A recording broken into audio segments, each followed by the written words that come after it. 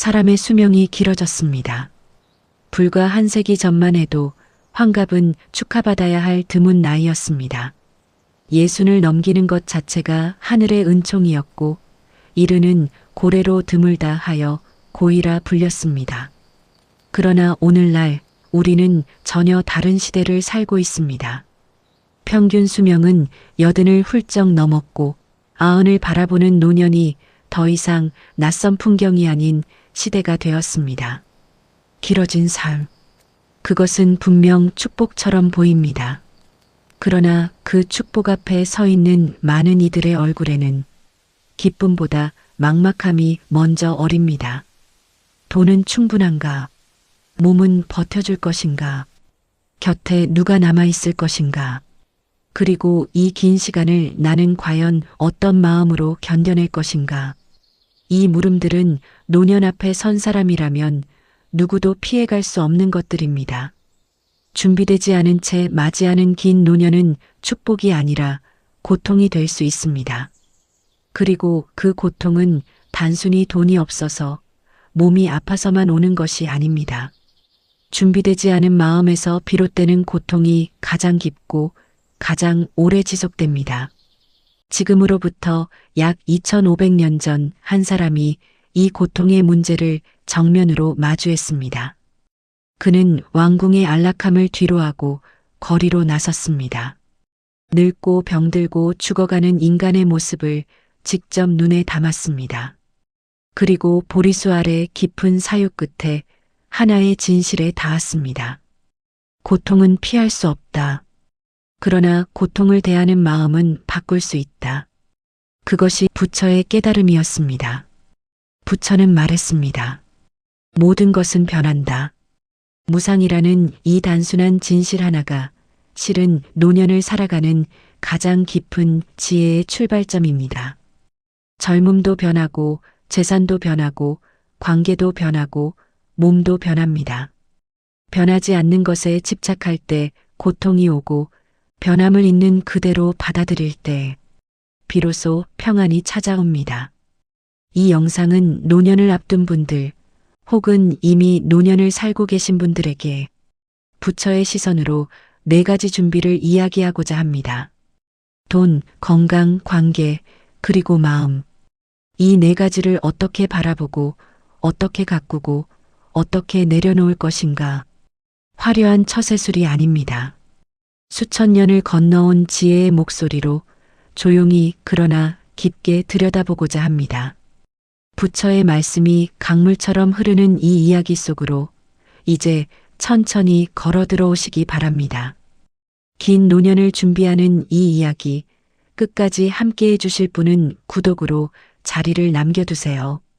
노년의 문턱에 서면 가장 먼저 찾아오는 감정이 있습니다. 그것은 두려움입니다. 그리고 그 두려움의 중심에는 언제나 돈이 있습니다. 오랫동안 일했습니다. 아끼고 모았습니다. 자식을 키우고 집을 마련하고 가정을 지켜왔습니다.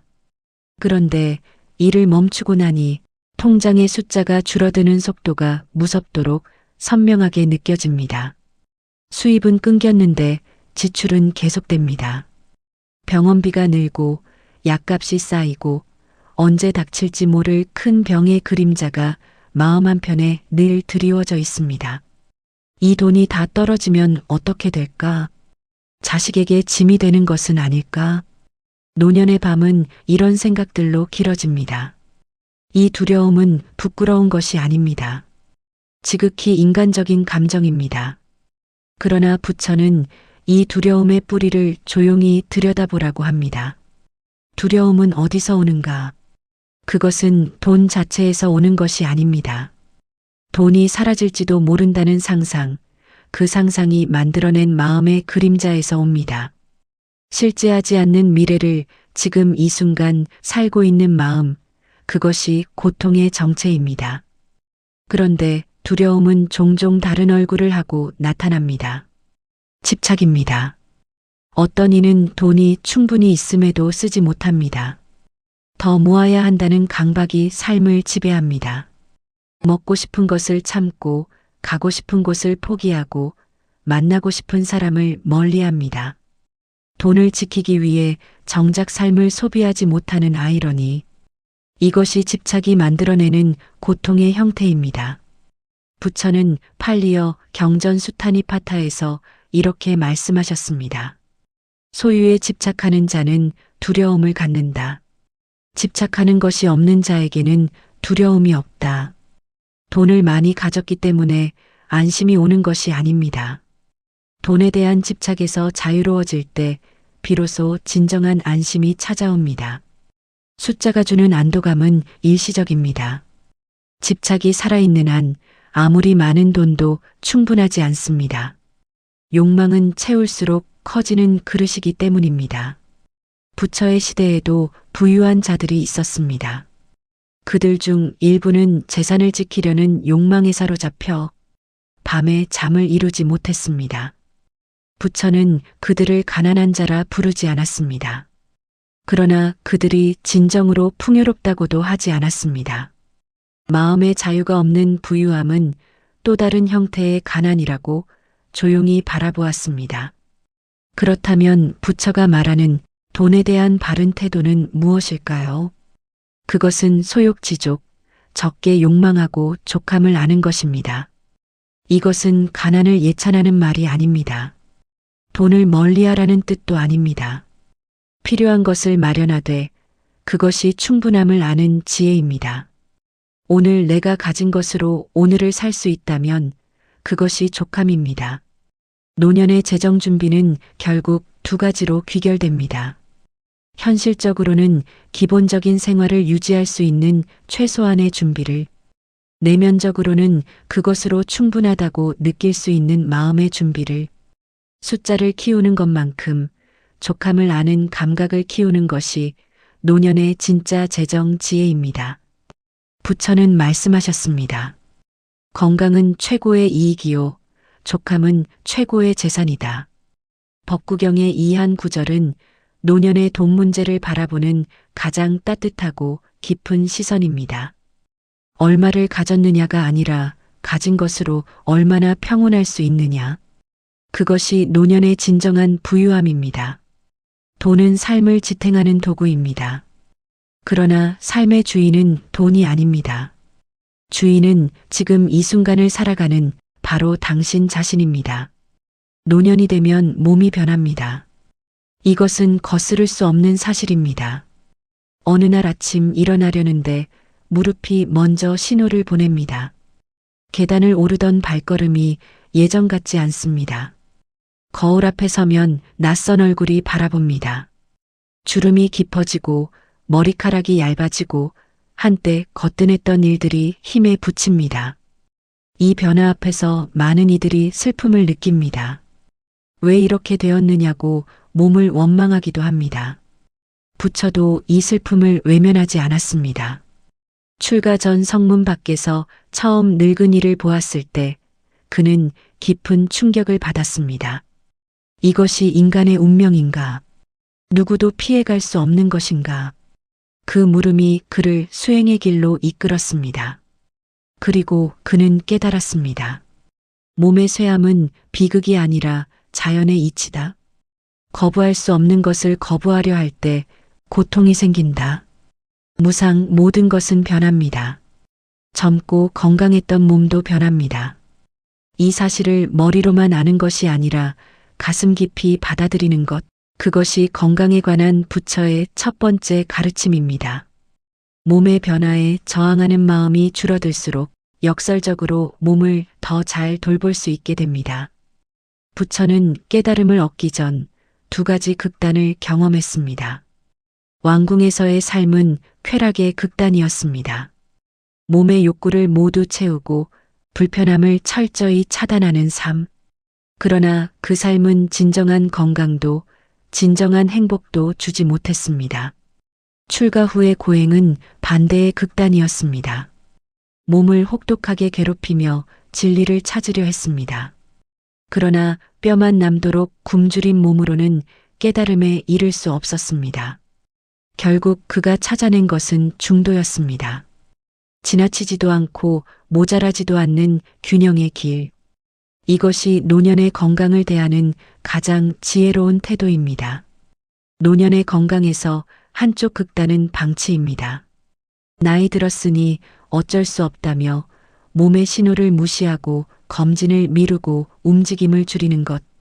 다른 극단은 집착입니다. 건강에 지나치게 몰두하여 조금의 변화에도 불안해하고 온갖 보조제와 치료를 쫓아다니며 오히려 몸보다 마음이 먼저 지쳐가는 것. 부처가 말하는 중도는 그 사이 어딘가에 있습니다. 몸의 소리에 귀를 기울이되 집착하지 않는 것. 필요한 돌봄을 행하되 통제할 수 없는 것은 내려놓는 것. 매일 조금씩 걷는 것. 과식하지 않는 것. 잠을 충분히 자는 것. 이 단순한 실천들이 거창한 건강법보다 훨씬 깊은 중도의 지혜를 담고 있습니다. 부처는 몸을 수행의 도구라고 했습니다. 몸이 없으면 수행도 없습니다. 몸이 있기에 호흡을 알아차릴 수 있고 걸음을 느낄 수 있고 지금 이 순간에 머물 수 있습니다. 노년의 몸은 쇠해가는 것이 아닙니다. 더 깊어지는 것입니다. 젊었을 때는 몸의 욕구와 에너지에 이끌려 살았다면 노년의 몸은 비로소 내면을 향해 귀를 열게 합니다. 속도가 느려지는 것은 삶을 더 세밀하게 느낄 수 있는 감각이 생겨나는 것입니다. 멀리 달리지 못하는 발은 가까운 풀 한 포기를 더 오래 바라볼 수 있는 발이 됩니다. 몸과 화해하십시오. 예전과 같지 않다고 몸을 탓하지 마십시오. 지금의 몸이 지금 이 순간 당신이 가진 전부입니다. 그리고 그것으로 충분합니다. 부처는 법구경에서 말씀하셨습니다. 건강은 최고의 이익이다. 그 건강은 젊음이 아닙니다. 지금 이 몸으로 오늘을 살아갈 수 있음, 그 자체가 건강입니다. 노년의 건강은 완벽한 몸을 유지하는 것이 아닙니다. 변해가는 몸과 함께 평온한 마음으로 걸어가는 것입니다. 그 걸음 하나하나가 수행이고 그 수행 안에서 삶은 조용히 완성되어 갑니다. 노년이 깊어질수록 곁에 있던 사람들이 하나씩 떠납니다. 오랜 친구가 병으로 세상을 떠납니다. 함께 일했던 동료들과는 어느새 연락이 뜸해집니다. 자식들은 각자의 삶을 살고 명절에나 얼굴을 봅니다. 배우자가 먼저 떠나고 나면 집안에 가득했던 소리들이 사라집니다. 문을 열고 들어설 때 아무도 맞아주지 않는 그 고요함이 때로는 고독으로, 때로는 두려움으로 가슴을 눌러옵니다. 이 상실의 감각은 노년의 가장 깊은 고통 중 하나입니다.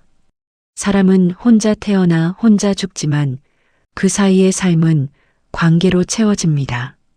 관계가 사라질 때 삶의 의미가 흔들리는 것처럼 느껴지는 것은 자연스러운 일입니다. 부처는 이 고독을 부정하지 않았습니다. 그러나 그는 고독의 의미를 다르게 바라보았습니다. 홀로 있음은 외로움이 아닐 수 있습니다. 홀로 있음은 자신과 깊어지는 시간일 수 있습니다. 그 차이는 상황에 있지 않습니다. 마음이 그것을 어떻게 받아들이느냐에 있습니다. 그런데 관계의 고통은 상실에서만 오는 것이 아닙니다. 집착에서도 옵니다. 자식이 내 뜻대로 살아주기를 바라는 마음, 손주가 자주 찾아오기를 기다리는 마음, 오랜 친구가 먼저 연락해주기를 원하는 마음, 이 마음들은 모두 사랑에서 비롯되었습니다. 그러나 사랑이 집착이 될 때 관계는 고통의 원천이 됩니다. 기대가 충족되지 않을 때 서운함이 오고 서운함이 쌓이면 원망이 됩니다. 그리고 원망은 가장 소중한 관계조차 멀어지게 만듭니다. 부처는 무아를 말씀하셨습니다. 나라는 고정된 실체가 없듯 관계 역시 고정된 형태가 없습니다. 자식은 내 소유가 아닙니다.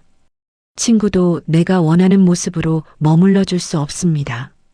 모든 관계는 인연으로 만나고 인연이 닿으면 변합니다.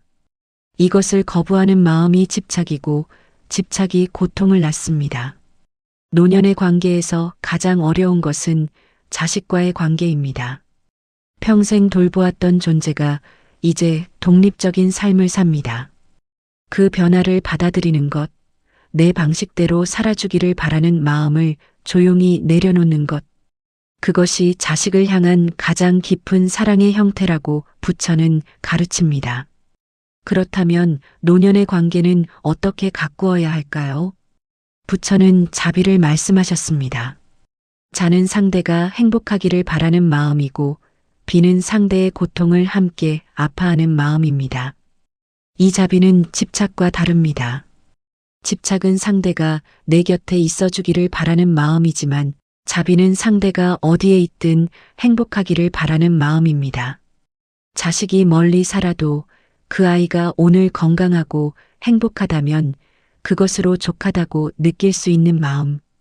친구가 먼저 연락하지 않아도 그 친구의 삶이 평온하기를 조용히 바랄 수 있는 마음. 그것이 자비의 관계입니다. 그리고 그런 마음을 가진 사람 곁에는 사람들이 자연스럽게 모여듭니다. 기대하지 않는 사람이 가장 편안한 사람이 되기 때문입니다. 노년의 관계는 양보다 질입니다. 많은 사람과 얕게 이어지는 것보다 한두 사람과 깊고 진실하게 이어지는 것, 그리고 그 관계조차 내려놓을 수 있는 가벼운 손으로 잡는 것, 그것이 노년의 관계가 주는 가장 깊은 평안입니다. 자비로운 마음은 관계를 지키는 가장 단단한 힘이며 동시에 가장 부드러운 손길입니다. 몸이 느려지면 마음이 더 빠르게 움직입니다. 아무것도 하지 않는 오후, 머릿속은 쉬지 않습니다. 젊었을 때 했던 실수들이 떠오릅니다. 더 잘했어야 했는데 하는 후회가 밀려옵니다. 앞으로의 시간에 대한 불안이 안개처럼 피어오릅니다. 잠을 자려 해도 생각이 멈추지 않습니다. 자식 걱정, 건강 걱정, 돈 걱정, 죽음에 대한 생각. 노년의 밤은 그렇게 깊어집니다. 이 마음의 소용돌이는 노년만의 것이 아닙니다. 그러나 노년에는 그것을 잠재울 바쁜 일상이 줄어듭니다. 일을 하면서, 아이를 키우면서 미뤄두었던 마음의 문제들이 고요한 시간 속에서 수면 위로 올라옵니다. 그동안 보지 않았던 자신의 내면과 비로소 마주해야 하는 시간. 이것이 노년이 주는 도전이며 동시에 선물입니다. 부처는 말씀하셨습니다. 마음이 모든 것의 선두에 있다. 마음이 주인이고 마음이 만들어낸다. 흔들리는 마음으로 살면 고통이 따라오고 고요한 마음으로 살면 기쁨이 따라온다. 노년의 삶의 질은 결국 마음의 질에 달려 있습니다. 부처가 제시한 마음 수행의 핵심은 사티, 즉 알아차림입니다. 알아차림이란 어렵지 않습니다.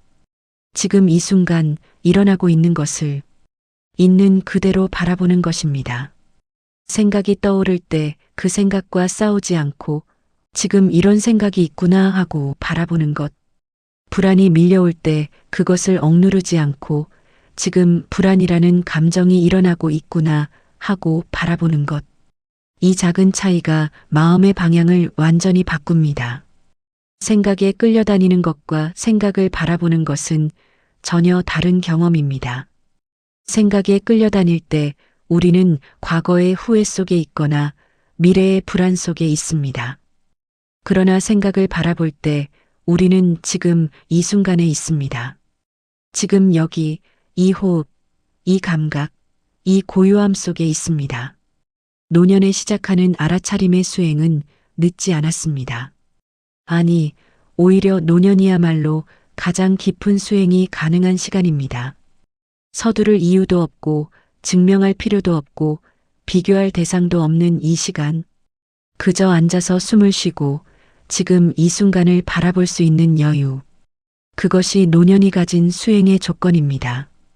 고요한 마음은 하루아침에 만들어지지 않습니다. 그것은 매일 조금씩 쌓아가는 내면의 집입니다. 아침에 일어나 잠시 눈을 감고 호흡을 느끼는 것. 산책을 하며 발바닥이 땅에 닿는 감각을 느끼는 것. 식사를 하며 음식의 맛과 향을 온전히 느끼는 것. 잠들기 전 오늘 하루 일어난 일들을 판단 없이 바라보는 것. 이 단순한 실천들이 내면의 집을 짓는 벽돌입니다. 부처는 윗바사나 통찰 명상을 가르치셨습니다.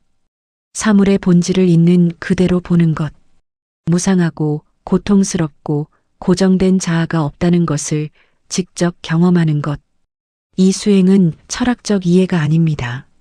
몸으로, 마음으로 직접 경험하는 것입니다. 노년의 매 순간이 그 수행의 장이 될 수 있습니다.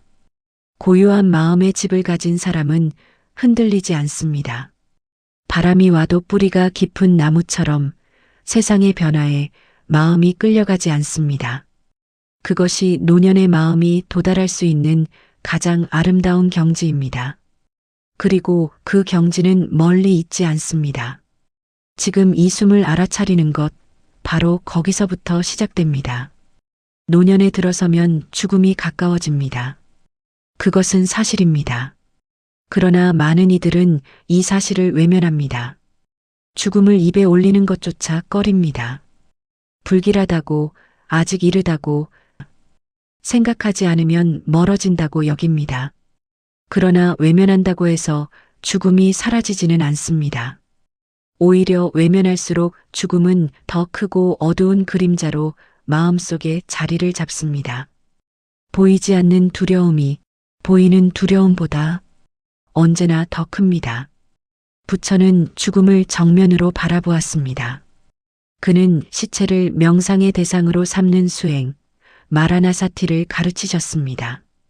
죽음을 기억하는 수행, 이것은 죽음을 좋아해서가 아닙니다. 죽음을 직시할 때 비로소 삶이 명확해지기 때문입니다. 언제 끝날지 모르는 삶임을 알 때 지금 이 순간이 얼마나 소중한지를 알게 됩니다. 죽음에 대한 두려움의 정체를 살펴보면 그것은 사실 죽음 자체에 대한 두려움이 아닌 경우가 많습니다. 사라짐에 대한 두려움, 고통에 대한 두려움, 홀로 맞이함에 대한 두려움, 완성하지 못한 것들에 대한 아쉬움. 이 두려움들을 하나씩 들여다볼 때 비로소 그것과 화해할 수 있습니다. 부처의 가르침 중 가장 핵심에 있는 것이 무상입니다. 모든 것은 변하고 변하는 것은 반드시 사라집니다. 꽃이 피어지듯 강물이 흘러 바다로 가듯 사람의 삶도 나타나고 사라집니다. 이것은 슬픈 일이 아닙니다. 이것은 자연의 이치입니다. 봄에 핀 꽃이 여름에 진다고 해서 그 꽃의 아름다움이 사라지는 것이 아닙니다. 피었을 때의 그 찬란함은 영원히 존재했습니다. 삶도 그렇습니다. 살아있는 동안 경험한 기쁨, 사랑했던 사람들, 해냈던 일들, 그것들은 사라지지 않습니다. 그것들은 이미 존재했습니다. 죽음은 삶을 지운다는 것이 아닙니다. 삶을 완성한다는 것입니다. 부처는 대반열 반경에서 열반에 드시기 직전 이렇게 말씀하셨습니다. 생겨난 것은 모두 소멸하는 성질을 가지고 있다. 방일하지 말고 수행을 완성하라. 이것이 부처의 마지막 말씀입니다. 두려워하지 말고 지금 이 순간에 충실하라. 삶이 남아있는 동안 최선을 다하라. 그것이 죽음 앞에서 우리가 할 수 있는 가장 용기 있는 일입니다. 죽음을 받아들인 사람의 삶은 달라집니다. 언젠가 끝난다는 것을 아는 사람은 오늘을 더 충실하게 삽니다. 작은 것에 감사할 줄 압니다. 불필요한 다툼에 에너지를 쏟지 않습니다. 미루었던 화해를 먼저 건넵니다. 보고 싶었던 사람을 만나러 갑니다. 하고 싶었던 말을 합니다. 죽음을 의식하는 삶이 오히려 가장 충만한 삶이 되는 것입니다. 노년은 삶의 황혼이 아닙니다.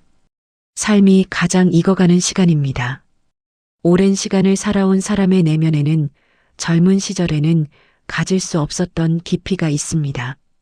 실패를 알고 상실을 알고 그럼에도 다시 일어난 사람의 무게. 그것은 어떤 화려함보다 값진 것입니다. 죽음을 두려워하지 마십시오. 그것은 삶의 끝이 아니라 삶이 완성되는 순간입니다. 그리고 그 완성을 아름답게 만드는 것은 죽음이 오는 그 순간이 아닙니다. 지금 이 순간, 오늘 하루를 어떻게 사느냐에 달려 있습니다. 죽음을 품은 삶만이 온전한 삶입니다. 인간의 마음은 좀처럼 지금에 머물지 않습니다. 과거를 돌아보며 그때 다르게 했더라면 하고 생각합니다. 더 열심히 일했더라면, 더 많이 사랑했더라면, 그 기회를 놓치지 않았더라면, 후회는 이미 지나간 시간으로 마음을 데려갑니다. 그리고 앞을 바라보며 앞으로 어떻게 될까 하고 걱정합니다. 건강이 더 나빠지면, 돈이 부족해지면, 혼자 남겨지면, 불안은 아직 오지 않은 시간으로 마음을 데려갑니다. 그렇게 마음은 과거와 미래를 오가며 정작 지금 이 순간은 비어 있습니다. 지금 눈앞에 있는 따뜻한 햇살을 보지 못합니다. 지금 마시는 차 한 잔의 온기를 느끼지 못합니다. 지금 곁에 있는 사람의 소중함을 알지 못합니다. 삶은 언제나 지금 이 순간에 있는데 마음은 언제나 다른 곳에 있습니다. 부처는 법구경에서 말씀하셨습니다.